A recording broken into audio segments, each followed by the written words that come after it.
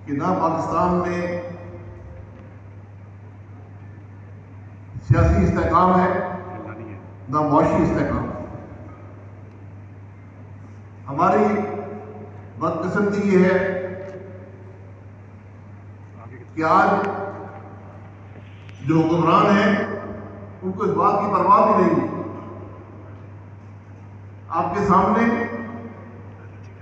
पिछले 5 दिन में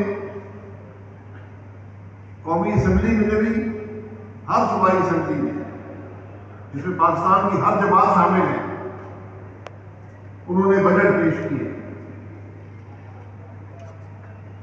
क्या किसी ने ये बात की है कि आज दुनिया में सबसे ज्यादा बच्चे जो हैं वो स्कूलों के अंदर नहीं है? पाकिस्तान नंबर 1 है दुनिया में, 2 करोड़ 60 लाख बच्चे स्कूल से बाहर हैं। हम जीडीपी का 1% सेहत पर खर्च कर रहे हैं। इस वक्त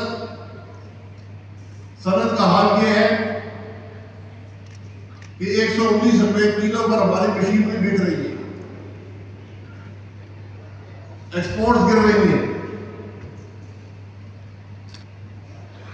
महंगाई आसमान को छू रही है।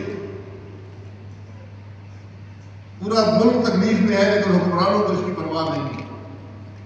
हुक्मरान जो बजट बनाते हैं, दूध पर टैक्स, जो मुल्क दूध पर टैक्स लगा दे तो अगले साल आप क्या करेंगे, किस चीज पर टैक्स लगाएंगे?